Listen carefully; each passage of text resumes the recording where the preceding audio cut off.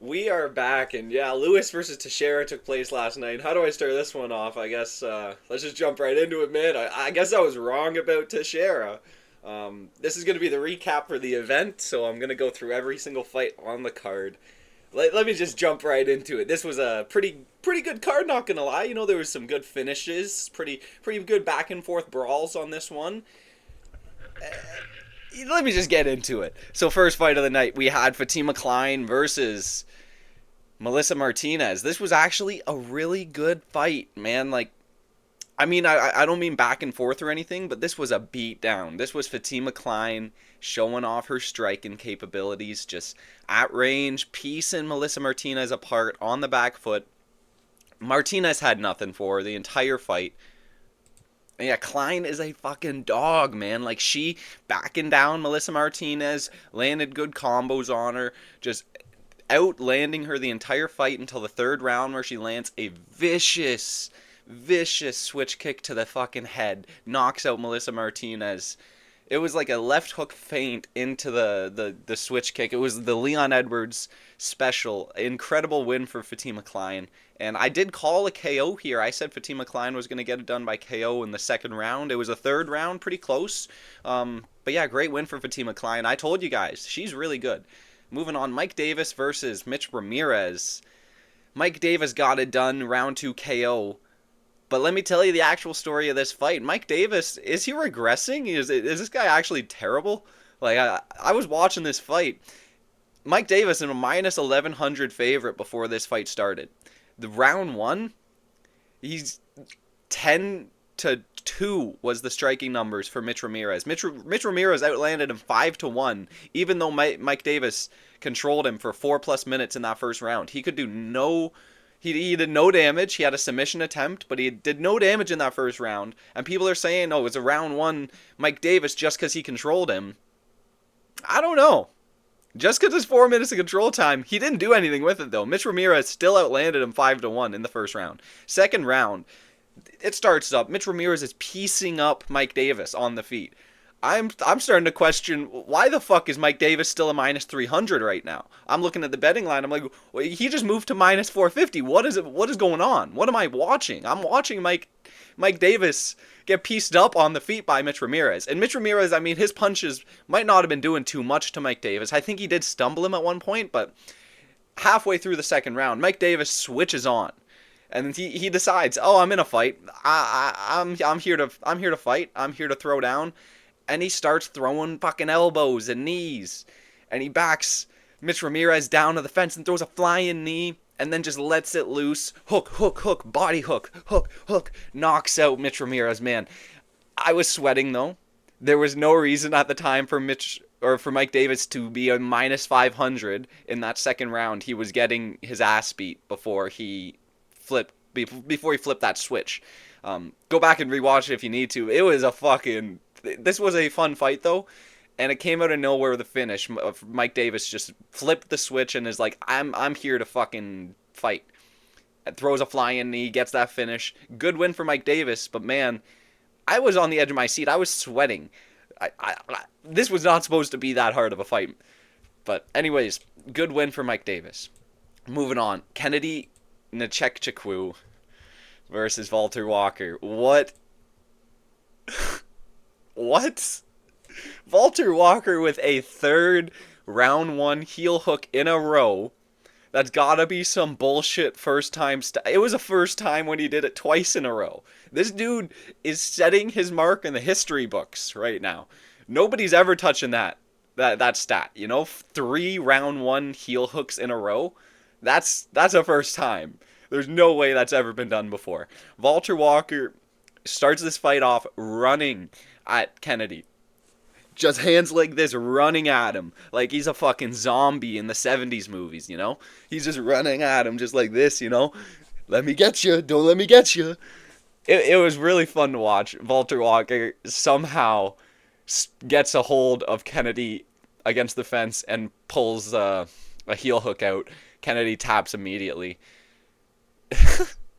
This was pretty funny. Kennedy before the fucking fight started, Bruce Buffer's doing the introductions, right? Kennedy I swear to God, this dude thinks he's Conor McGregor. Like the way he's standing out there, I gotta stand up and show you guys. He's standing there like this, you know? Doing like he's fucking Conor McGregor in 2015, man. I don't know what Kennedy thought that was doing for him, but man, you're not that guy, pal. You're not that guy. He starts this fight off, and all that went out the window. And Walter Walker runs straight at him, takes him down, heel hook. This was very fun to watch. Walter Walker brought the energy, man. This dude's running to the ring, and I already knew at that moment, I'm cooked. There's no way Kennedy's gonna win. Walter Walker's got that aura, man. He's got that aura. But it's good because I played the under 2.5. That was the bet in this fight. Oh, Walter Walker, man. This guy, is he going to just heel hook every single person? Imagine 2 years from now, Walter Walker, 7 heel hooks in the first round in a row. He is 2-time defending champion. He just heel hooked Cyril Gahn. Maybe I'm getting ahead of myself there. But Walter Walker, man, who's going to stop him? Really, who's going to stop this guy? Like, I don't know. Great moment for him. Moving on, Eduardo Moira versus Lauren Murphy. This was a fun one. Not really, actually. Eduardo Moira is the slowest striker on the feet, man. Like, I think she's gonna get knocked out somewhere in the near future. I think she's gonna get clipped in one of her next fights and put out bad. She's very slow on the feet. She slows down in like halfway through the first round. She's throwing out fucking, like, it looks like she's punching underwater.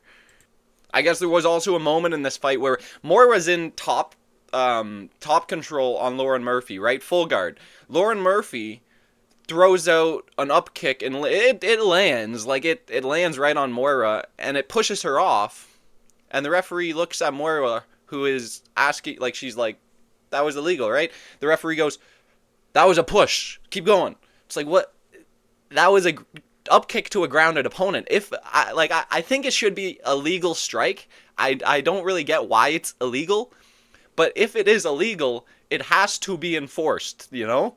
That's my biggest gripe about this. Like, it's a weird moment, but it didn't end up doing much for the fight anyways. Like, it wasn't a very impactful shot or anything, but like, I'm a firm believer, if it's illegal, you gotta do something about it. You gotta at least, like, acknowledge it happened. You can't just fucking brush it off and be like, oh, it was a push. Like, it is an illegal strike, technically, so you gotta do something about it. Why the fuck is this Canelo Crawford thing on the screen, man? Fuck. It's pissing me off. Stupid fucking Canelo boxing organ is like, this is the UFC, man. Why do we got boxing fucking ads on the screen right now? It's crazy. Anyways, Moira gets it done. In the third round, though, she was sinking. If this was a 5-round fight, or if this was Pride rules, if this was a Pride rule set, Lauren Murphy won that on the full fight scoring, if you know what I mean. But Moira somehow, like, she got the first and second round, banked those, and just completely coasted that third round. She fought like she won that. She fought in the third round like she already won the fight. Like, she had completely turned off. She's barely throwing combos out. And Lauren Murphy was trying to get her out of there in that third round. So, like, I feel like if this was Pride rule set, Lauren Murphy for sure got that decision. But Eduardo Moira took it. Lauren Murphy retired. I predicted that in my breakdown video. You guys got to watch the breakdown videos. I predicted the Lauren Murphy retirement video. No, but anyways, yeah, Moira gets it done. Lauren Murphy retires. What a moment. Moving on, Jake Matthews versus Chidi Njoku. Before I get into that, though, there was a little break. I think it might have been before the Moira fight. DC is on the screen doing his expert analysis. This might have been my favorite moment of the card, right? He's talking about Derek Lewis, and he shows the Curtis Blade knockout, where it's like the uppercut, and Curtis Blade falls stiff as a board on the fucking canvas, right? You guys know what I'm talking about. He looks at that. Derek Lewis uppercuts Curtis Blades. He's flat on the ground. Derek Lewis on the fucking teleprompter, whatever it's called, stops the act. He pauses it. he circles the dead body of Curtis Blades and he goes, "This is a position you do not want to find yourself in when you're against Derek Lewis." And it's just a dead body on the ground of Curtis Blades. It's just the stiff body of Curtis Blades on the ground. And Derek Lewis is about to pounce on him with fucking follow-up shots. And DC's expert analysis of this is a position you do not want to find yourself in when you're against Derek Lewis. It's just a dead body. You know? That was my favorite moment of this entire card, man. I was cackling. Anyways, Jake Matthews versus Chidi and Jaquani. Chidi, zero IQ behind the dude. I don't know what the fuck he was thinking. Jake Matthews gets on his back and is the rear naked choke, and that's all hunky-dory, right? But Chidi is fighting the hands, right? He's fighting the hands off. He's trying to get him out. He shucks them off to the side. But he doesn't shuck him off enough and gives Jake Matthews the meanest neck crank I've ever seen, just fucking cranking his neck off to the side. If Chidi just shucked him off a little bit harder, Jake Matthews would have fell right off of him. All he needed to do was a little bit harder of a shuck, you know? But instead he shucks him off right to the perfect position to crank his fucking neck off to the side, and Chidi instantly taps. It was the most brain-dead move I've ever seen. I don't understand what Chidi was thinking, because he shucks Jake off to the side. He's hanging on the side of his body. All you need to do is just a little fucking, another shove. Just another shove. And instead, he just leaves Jake Matthews cranking on the side of his neck. He's like, oh my god, my neck, my neck, my neck. You know? What the fuck are you thinking? I don't understand. I don't understand. Chidi, you go from beating Elizo Zaleski in your last fight by fucking knockout early on, battering that guy, to zero IQ in the grappling department and fucking just giving up your neck and giving up the meanest neck crank I've ever seen. Absolutely abysmal fight IQ by the guy. This was sad. This was sad, and I was confident in Chidi, man. I guess that's my bad. I shouldn't have been confident in Chidi. I've learned my lesson. Never be confident in Chidi. The last time I was confident in Chidi, he got fucking knocked out by Mikhailo Lekchekchik. So, yeah, it's never gonna happen again. I've learned my lesson. Chidi is not you do never. Oh my god, I can't talk. You do not want to have money on Chidi confidently. You know? That's the biggest fucking... Pack it up, buddy. Pack it up at that point. You're fucking cooked. Anyways, Chidi, I hate you.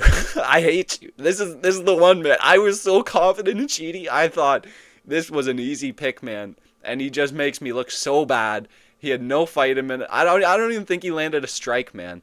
Like, did he land a strike? Did it say he landed any strike in the... Oh, no, I don't want to see the dude full fucking screen. 5 total strikes, it says. I don't know about that. That might have been the fucking donkey punches he was landing over the shoulder. Who knows? But let me move on. This one's making me too mad. Oh, it's only going to get worse. Chris Curtis versus Max Griffin. Chris fucking Curtis. A couple of these fighters, it seemed like they were trying to be in a competition of who is more dumb, you know? We had fucking Chidi and Jaquani, 0 fight IQ, leading right into Chris Curtis throwing 0 punches in the first round of this fight, giving up the first round. Why are you trying to fight back in the fight, you know? Why are you trying to fucking fight your way back in? Why are you setting yourself up for that, you know? I don't understand what Chris Curtis' game plan was in this. He comes into the first round just letting Max Griffin throw combos on him, just blocking, you know, like... It's like, what the fuck are you doing? Throw back! Throw back! This is a fight, man! I thought you were a fighter! I don't understand what Chris Curtis is doing. He throws a jab out, and before this jab lands, he's already jumping back on his back foot. Like, he's scared of any interaction in a fight. I get it. You've gotten clipped before. You gotten finished before. You've got a pretty good chin on you. You're on a fucking win streak, man. I don't understand what Chris Curtis was thinking, man. Like, he comes into the first round, and I'm not even exaggerating. He threw 2 strikes and landed 0 in the first round of this fight. And Max Griffin is like 20 strikes up on him. This was not supposed to be a hard fight. This was not supposed to be a hard fight.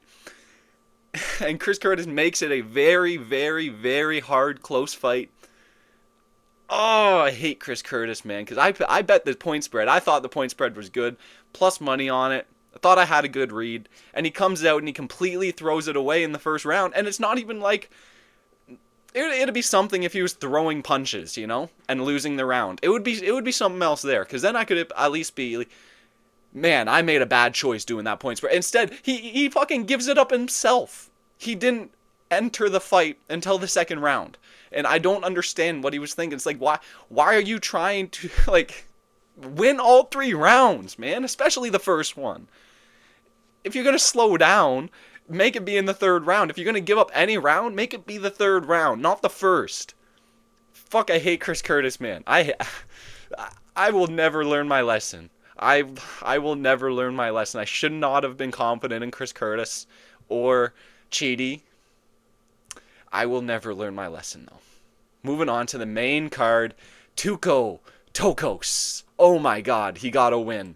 I told you guys he was going to beat Junior Tafa. Tuco started as a favorite this week, right? And then he's nearly a plus 200 by the time the fucking cage door closes. Man, I get he lost his couple UFC fights, but it's Junior Tafa. Like, people are talking like this guy's a world beater. He cried when he lost to Walter Walker. He cried. He slapped a referee. You know? It's crazy to me how people were so confident in Junior Tafa just because he lost a little bit of weight. Newsflash, that usually happens when you drop a weight class. You know? You go to heavyweight to light heavyweight. Oh my god, he's in better shape. No shit. He moved down a weight class successfully. Good job. Tuco still looked bigger than him at light heavyweight somehow. You know? I mean, Tuco has a good frame too. Like, he's got a good frame. It's not like he's fat or anything. He's got a light heavyweight frame, whatever that means. But he was able to impose his will on Junior Tafa, and it's not like Tuco's got crazy ground and pound or anything. It's kind of, you know what I mean? But he was getting it done, man. And Tafa, he's so bad on the ground. He made Tuco look like an expert grappler. This is not digs at Tuco. Tuco, good on you. Fucking, you got it done, man. Celebrate that shit. Pop a bottle of champagne, man. But Tafa is fucking terrible. Cut him from the UFC. I despise Junior Tafa. This brought me so much joy seeing Tuco just being able to do whatever he wanted to Tafa on the ground. And then he gets the submission in the second round by arm triangle. There was moments in this fight where I'm just looking at the TV screen yelling, Tuco, just fucking finish the bum. Just finish him. He doesn't even want to be there, man. He's fucking giving you his neck. Like, I'm just yelling at the screen the entire time. I was very happy for Tuco. Good job, man. Glad you got this one done. I can't wait to see who you get next. But man, cut Junior Tafa. He does not belong. 6-3, man. Fuck it. Junior Tafa sucks. Moving on. Vitor Petrino versus Austin Lane. I cannot express my hatred for Vitor Petrino after he gets that submission instead of the KO. More, man. Why is it anytime I pick the fucking KO prop, they always choose to get their first or second submission, you know? I get it. Oh, he's gotten a submission before. It was Marcin Prachnio. And that time, he was supposed to knock out Prachnio too. And why are you switching things up? If it's broke, don't fix it, man. You're fucking beating him up on the ground with ground and pound. Why go for the triangle? You know? Why go for it? Just keep throwing ground and pound, man. You would have got it done. Lane was not responding well to the ground and pound. It's not like he's fucking throwing back at you. He was curled up in a ball, turtling up. Throw some more ground and pound and get him out of there. Why are you going for the triangle choke? That's what I don't get, man. But Petrino gets it done. First round submission win. Like, good job. But man, why are you going for the triangle? Get the ground and pound TKO win, like we all fucking picked, like we all had money on, man. Fuck you. Anyways, Petrino gets it done, and he did look good for heavyweight. Like, he sized up pretty good. And yeah, it's gonna be interesting to see who he fights in the future. I'm just a little upset that he didn't cash my pick, but yeah, he did look good. He got a takedown off, which I didn't. I thought Austin Lane, if anything, was going to be out grappling Petrino, but I guess not. Petrino showed off. He's got grappling as well. And yeah, Austin Lane is still a bum. Petrino gets him out of there quickly. Moving on, Nate Landwehr versus Morgan Charrier. This was kind of sad. Kind of sad, I won't lie. You know, like, Nate Landwehr lost the first round of this fight. Charrier was just landing pitter-pat shots in the first round, just staying ahead. It seemed like Landwehr was landing the better shots in the first round, though. Second round comes along, the volume completely changes in these guys. You know, Nate Landwehr starts landing three-piece combos on Charrier, and Charrier is just backing up the entire time. He's not able to do anything. He is folding to the pressure Nate Landwehr is showing him. And yeah, that's the story of the second round. In between rounds, I hit the bathroom, you know? I broke the seal, man. I'm a couple beers deep at this point. I'm washing my hands up. I hear the party go, oh, oh, oh, oh. I leave the bathroom and Charrier's knocked out Nate the Train at the start of the third round. I missed the finish. I had to see the replay. Charrier just fucking dogs it out at the start of the third round, winging hooks at Nate Landwehr against the fence. I don't know what happened to Charrier in between the second and the third round. I missed whatever happened. He must have hit those smelling salts, you know? He must have had a sniff of them smelling salts, man, because he came out in that third round, and he wanted Nate the Train out of there. He did not want to fucking fight another 5 minutes with that guy. Morgan just running at him. Out of there. Boom. That's it. I missed it, though. I was fucking washing my hands up. Oh, oh, oh. I run out of the bathroom, and the fight's over. You know? So, fuck. Kind of crazy, man. But Charrier gets it done. And this was a scary one, though. Like, Nate the Train was doing really good in this fight. He was. Charrier might actually just not be as good as we've all been saying. You know, I've kind of rated... I might have overrated this dude slightly. You know, I picked him to beat Nathaniel Wood. My bad. I didn't know Nathaniel Wood's game, obviously.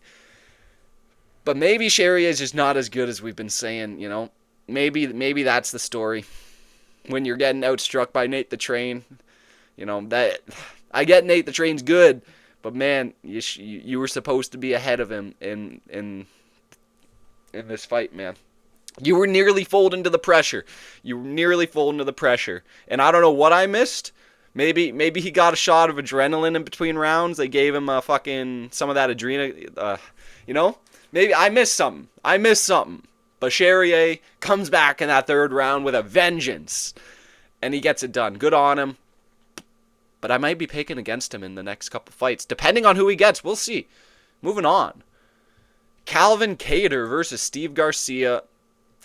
This was a good fight. Steve Garcia is a fucking dog, man. I was telling you guys, Steve Garcia is a dog. He's undeniable. And I get Kattar is good. You know, oh, he was nearly a favorite against Max Holloway. Good job. The best boxer in the UFC. But listen, Steve Garcia, 5-fight win streak is kind of undeniable. And a lot of people weren't taking into account Calvin Kattar had a career-altering knee injury 2 years ago? That's something that changes like that. I cannot harp on it enough. Leg, knee injuries, ankle injuries, they alter a fighter's career. You are not the same fighter as you were before. We've seen it with Jamal Hill. You've seen it with Calvin Kattar now. Anderson Silva even, you know, when he came back from his leg injury way back when, he was not the same fighter as he was before. Chris Weidman, same with him. There's a lot of, like, the mobility is completely different. So this wasn't a hard pick for me. Steve Garcia was going to be outboxing, out moving Calvin Kattar this entire fight, and Calvin just cannot move the same way he was able to move before. It's sad to say, but at a certain point, your body gives out on you. It sucks to say, but yeah, Steve Garcia was outboxing the fuck out of Calvin Kattar. Even knocked him down at one point. He nearly deaded him, man, but Calvin Kattar's got a chin on him. He's got a chin on him. Man, are we in a universe where we're going to see Steve Garcia versus Volkanovski in the next fucking year or two? That's crazy. That'd be a banger fight, man. Imagine Steve Garcia knocks out Volk. That's insane. That's insane. We'll see what happens, but Steve Garcia is a dog, man. Is a dog. Moving on. Stephen Thompson versus Gabriel Bonfim. Gabriel Bonfim, man. I thought he was going to get the sub. He was really close to getting the sub. A couple moments in this fight, he was really close to getting that sub. I thought he was going to get in the first round. It looked like he was, I think it was a rear naked choke he had on Stephen Thompson. But he just couldn't finish him. He just couldn't get it done. Didn't have enough torque, I guess. And yeah, it ends up turning into a kickboxing fight. And Stephen Thompson was game, man. He was game for that fight. Landed a good switch kick to Bonfim's head in the third round. Oh, there was a disgusting moment. Second round, I think it was, where Stephen Thompson throws a leg kick, like a calf kick at Bonfim. Bonfim checks it, and it kind of hits like the knee of Bonfim. And you see in real time, Thompson's leg just bursts open and just starts gushing blood. Ugh. And then it's just bleeding down his leg the entire second round. And then third round, when he lands that switch kick, you could see there's a splatter of blood now on Bonfim's temple. And when he landed the kick, in my head, there was a couple seconds where I'm trying to see if it was a cut on Bonfim's head now opened, or if it was just the blood. And yeah, it was just the blood from Thompson's leg left on Bonfim's head from the kick. Kind of fucking crazy, man. Some of the shit we see in these fights, that was gnarly. That was kind of gnarly. And it's just little moments like those, man. Just little moments like those. The fucking check and the leg kick, and then you see the blood just gush out of the leg. Oh, that was nasty. That was nasty. But Bonfim just does a little bit too much in the first and second. Squeaks by this decision. If this was a 5-rounder, Thompson very well could have won this fight. But Bonfim just had a little bit more to give in the early rounds and wins the decision. I thought he was going to get that sub though, man. Fuck. Sucks to see. Moving on to the main event. Oh my god, I could not have been more wrong. I was calling Lewis washed. When will I learn? When will I learn? I don't. That's the end of the story. I don't learn. Teixeira, 15 years younger, 4 inches of reach, 4 inches of height, clipped by an overhand in the first 20 seconds of the fight, man. Just clipped by an overhand, just fucking obliterated him to the mat. Fuck. This hurts. And yeah, I get it. Oh, he was clipped a couple times in the DWCS fight. He lost his mouthpiece. And then he knocked that dude right out, He didn't lose that fight. He knocked that guy out after. That's all people had to say about Taliesin leading up to this fight. They were like, oh, he got caught twice in that fight. Oh, the dude touched him twice in that fight. It's a fight. But Taliesin couldn't take one of Lewis's punches. Gets immediately obliterated by it to the mat. And it was, the stoppage was weird. The stoppage was weird, but it was, Teixeira was allowed to just grab the fence twice pretty egregiously to get up to his feet in that finishing moment. So Herzog fucked up and let that happen, and then in his mind there was a split second where he this is for sure what happened. This is for sure what happened. I've completely deduced what happened here. Herzog realized he fucked up. And in that split second where Teixeira grabbed the fence and turned around, Herzog's like, well, I can't let it keep going. I've got to fucking... that would have been the stoppage. So I've got to write history there, and I've got to step in and stop this fight before Teixeira gets back into it. That's what happened, you know. Herzog realized he fucked up by not stopping it when it was on the ground, and then letting Teixeira grab the fence twice. Herzog's like, oh my god, this fight cannot keep going. I fucked up. Teixeira, if he wins now, I'm going to look like an idiot. So I got to get in here and stop this madness. And that's what he does. And Derek Lewis then pisses on the corner of Teixeira. And yeah, what a moment. What a moment. You know, I'm not unhappy that Derek Lewis knocked out Teixeira. I'm just a little... it's bittersweet. It's bittersweet, you know, because I am one that likes to see a young prospect shine against an older established guy, you know? I am one to enjoy when a young and up-and-comer gets it done against a well-established fighter, you know? I like that. I like to see that happen. A lot of people don't. A lot of people are always rooting for the 40-year-old when they fight the young guy. I get it. You know, you've seen this guy his entire career, but man, the game's got to move on at some point. You know, I really thought Teixeira was going to be I thought he was getting it done, man. I was raving about this dude since DWCS, and I get it. You know, he got clipped and lost his mouthpiece. But something's got to be said about him he didn't give a fuck he lost his mouthpiece in that DWCS fight. Like, he was fighting for like a minute without the mouthpiece in that DWCS fight, and then he knocks him out. Like, people are talking about that fight like he got fucking obliterated, KO'd like Usman against Leon Edwards. He got clipped by 2 shots in that DWCS fight. Sure, it popped his mouthpiece out. He didn't give a fuck about it. He was fighting for like 2 minutes without it. So, I don't get... there's so many people that just always root against the young guy just because they're fighting the established guy. And it's like the game has to move on at some point, you know? It's good that Lewis got the KO. It is good that Lewis got the KO. It was a great moment. Great hometown moment for the crowd. And, like, that's all what they came to see. But, man... is this how you guys would have been reacting if Oliveira knocked out Topuria? I'm not comparing Teixeira to Topuria. I kind of am. But I don't understand, man. There's nobody rooting for these young guys. Like, I gotta be the one. You know? People are like, Brandon Royval, oh my god, he's gonna beat the fuck out of Josh Van. Fuck Josh Van. It's like, what did Josh Van do? The dude fucking accepted a fight in short notice. Like, less than 2 weeks notice, you know? The dude's game as fuck. And people are just picking against him just because they know Brandon Royval more? That's my point, you know? People will just pick the well-established guy no matter what. So it hurts a bit. But good moment for Derek Lewis. I really thought Teixeira was going to get it done. Maybe go on a couple fight win streak before this happened. They fed him too early, I guess, to Derek Lewis.